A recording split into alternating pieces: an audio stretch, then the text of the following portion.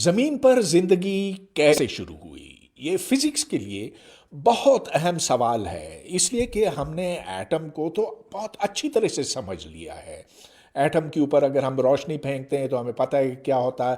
Atom atom سے ٹکراتے ہیں تو بعض دفعہ ان سے سالمیں یا مالیکیولز بنتے ہیں۔ ان مالیکیول سے جب یہ آپس میں ٹکراتے ہیں تو دوسرے مالیکیولز بن سکتے ہیں وغیرہ وغیرہ۔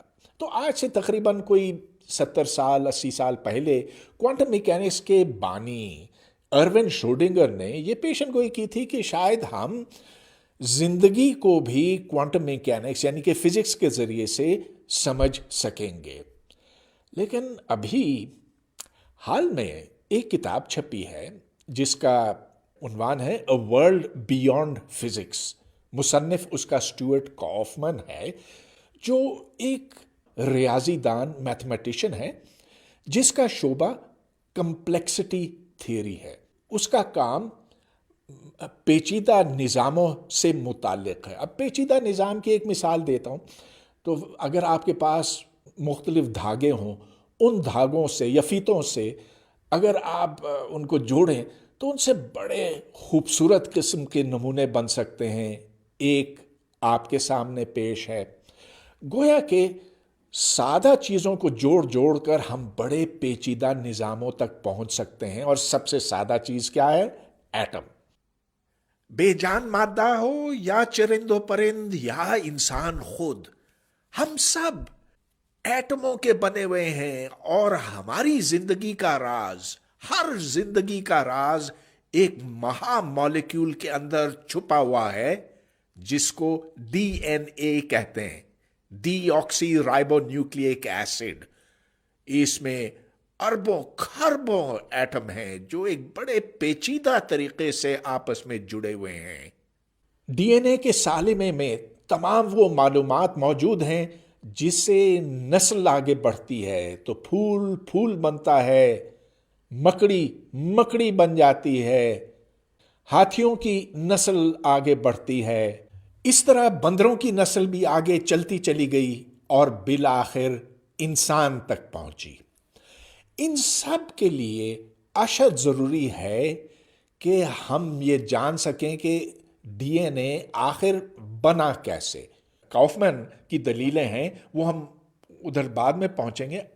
پہلے تو یہ دیکھنا ہے کہ آخر یہ ایٹم آئے کہاں سے۔ تو چلیے زمین کی شروعات کو دیکھتے ہیں۔ جب یہ ایک پگھلا ہوا گولا تھی، تو جیسے جیسے یہ ٹھنڈی ہوتی گئی ویسے ویسے اوپر سے ایک تہ بنتی گئی، اور تقریباً 1 ارب سال کے بعد یہ بالکل اس حالت میں تھی کہ آتش فشاں پہاڑ موجود تھے جن میں سے گیس نکلتی تھی۔ ان گیسوں میں کاربن ڈائی آکسائڈ، سلفر ڈائی آکسائڈ، ہائیڈروجن، نائٹروجن، یہ تمام سادہ قسم کے ایٹم اس وقت موجود تھے۔ زمین کی ابتدائی شکل بڑی خوفناک تھی۔ یہاں بجلی ہر وقت کڑکتی تھی، اوپر سے شہاب ثاقب کی مسلسل بمباری ہوتی تھی۔ اب ان سخت حالات میں کیا یہ ممکن ہے کہ یہ سادہ قسم کے ایٹم جوڑ کے ان میں سے کوئی ایسے پیچیدہ مالیکیولز بن سکیں، خاص طور پہ وہ جو امینو ایسڈز کہلاتے ہیں؟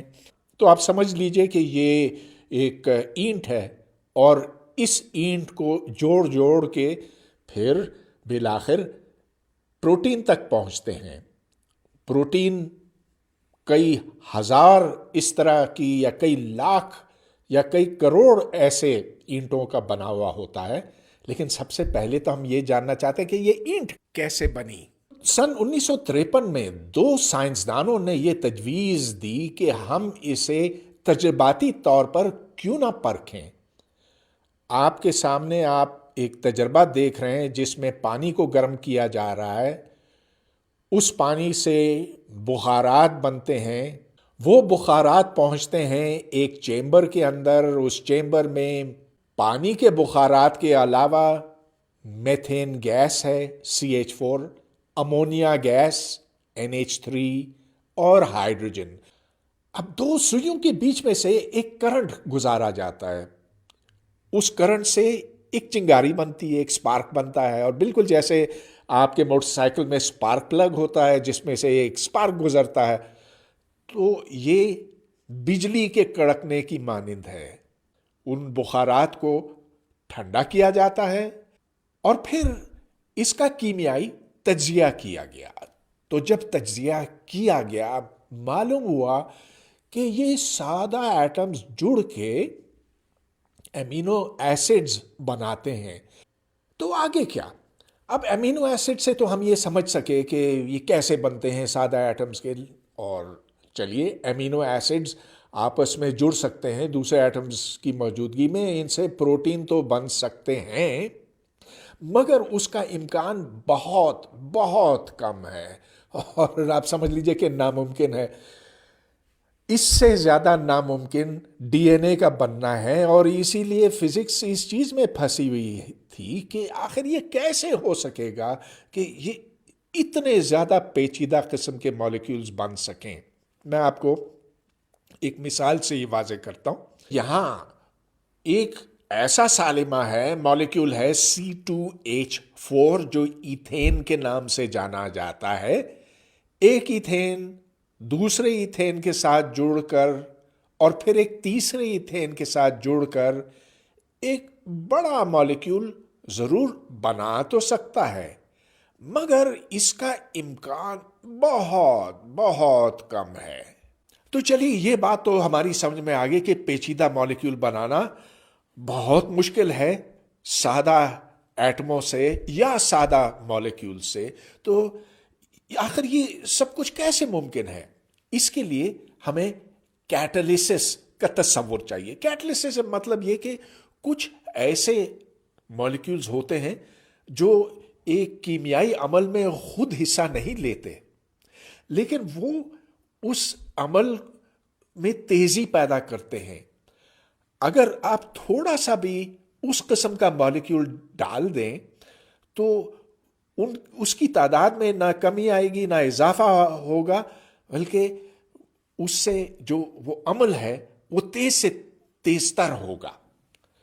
اچھا، تو کاؤفمین نے یہ ثابت کیا ریاضی کے استعمال سے کہ جب یہ کیٹالکٹک مالیکیولز موجود ہوتے ہیں تو پھر ممکنات بہت تیزی سے بڑھتی ہے، اور اسی لیے جو امینو ایسڈز ہیں اور شوگرز ہیں یہ آپس میں جڑ سکتے ہیں، اور ان سے پھر طرح طرح کے مختلف قسم کے سالمے اور مالیکیولز بن سکتے ہیں۔ یہی وجہ ہے ان کے خیال میں کہ زمین پر زندگی ممکن ہو سکی۔ اب اس میں بڑی دلچسپیاں ہیں، بہت پیچیدگیاں ہیں جو میں بیان نہیں کر سکا، لیکن لب لباب یہ ہے کہ کیٹالیسس وہ عمل ہے، اور اگر یہ کیٹالکٹک مالیکیولز کافی تعداد میں موجود ہوں اور اگر یہ بنے ہوں اس کیمیائی عمل کے نتیجے میں، اور بہت سے اس طرح کے کیمیائی عوامل ہوتے رہتے ہیں، یہ ری ایکشن وہ ری ایکشن وغیرہ، تو لاکھوں ری ایکشن اربوں ری ایکشن ہوتے ہیں جن میں اربوں قسم کے مختلف سالمے ہوتے ہیں، تو ان سے اربوں قسم کے مختلف کیٹالکٹک مالیکیولز بھی بنتے ہیں۔ اس طرح وہ مالیکیول بن سکا جو زندگی کا محور ہے، ڈی این اے۔ اس میں صرف فزکس تھی، میتھمیٹکس تھی، اور میں نے بس اس کو سادہ الفاظ میں بیان کیا، لیکن بہت اچھی بہترین فزکس اور میتھمیٹکس، اس میں کوئی خرابی نہیں ہے، اور اس میں کوئی کسی ماورائی طاقت کی بات بھی نہیں ہوئی ہے۔ تو پھر اسے a world beyond physics کیوں کہا گیا؟ اس کا عنوان ایسا کیوں رکھا ہے؟ وجہ یہ ہے کہ اس سے ڈٹرمنزم ختم ہو جاتی ہے۔ گویا کہ ہم یہ نہیں جان سکتے کہ اگر اتنا فاسفورس ہو، اتنا نائٹروجن، آکسیجن، ہائیڈروجن وغیرہ، کہ ان سے کون کون سے مالیکیولز بنیں گے۔ ٹھیک ہے، آپ نے اس کو ایک مخصوص ماحول میں رکھا، اس ٹیمپریچر پہ رکھا وغیرہ، مگر آپ دعوے سے نہیں کہہ سکتے کہ یہ چیزیں بنیں گے، یہ سالمے بنیں گے، ڈی این اے کی شکل و صورت یہ بنے گی، نہ۔ البتہ آپ یہ کہہ سکتے ہیں کہ اس کا امکان ہے کہ فلاں مالیکول بنے گا، فلاں بنے گا، فلاں بنے گا، مگر اس میں ڈٹرمنزم، یہ خیال کہ ہم دعوے سے کہہ سکتے کہ اس کا نتیجہ کیا ہوگا، یہ ہم نہیں بتا سکتے. تو میرا خیال ہے کہ بہت دلچسپ یہ سوالات اس سے اٹھے ہیں، اور اس پر آپ بھی غور کیجئے. آخر زندگی کا مسئلہ بہت ہی پیچیدہ ہے، اور آج تو میں نے صرف ہلکی پھلکی باتیں ہی کی.